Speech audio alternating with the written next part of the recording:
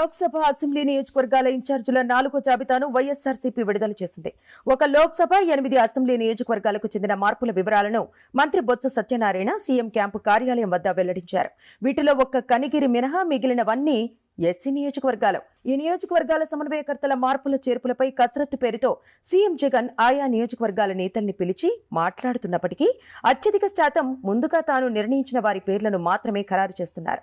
అయితే నందికొట్కూరు ఎస్సీ నియోజకవర్గానికి స్థానికేతరుడు కడపకు చెందిన డాక్టర్ సుధీర్ను సమన్వయకర్తగా నియమించాలనుకుంటున్నామని గత నియోజకవర్గ పార్టీ ఇన్ఛార్జి బైరెడ్డి సిద్ధార్థరెడ్డిని పిలిచి సీఎం చెప్పగా ఏదేమైనా స్థానికులకే టికెట్ ఇవ్వాలని బైరెడ్డి కోరారు. అయినప్పటికీ చివరికి సీఎం అనుకున్న సుధీర్నే ప్రకటించారు. సుధీర్కు షిర్డీ సాయి ఎలక్ట్రికల్స్ సంస్థ యాజమాన్యం స్పాన్సర్స్ చేస్తున్నట్టు ఇప్పుడు పార్టీలో చర్చ సాగుతోంది. స్థానిక ఎమ్మెల్యేల మాటలను అస్సలు పరిగణలోకే తీసుకోలేదు. అలాగే తన చెప్పు చేతుల్లో ఉండే వారికి టికెట్ ఇప్పించుకోవాలని బైరెడ్డి చేసిన ప్రయత్నమూ ఫలించలేదు. దళితులంటేనే వైఎస్ఆర్సీపీ అధిష్టానానికి చిన్నచూపు. 4వ జాబితాలో 9 స్థానాల్లో మార్పులు చేస్తే అందులో 8 ఎస్సీలవే కావడం ఇందుకు నిదర్శనం.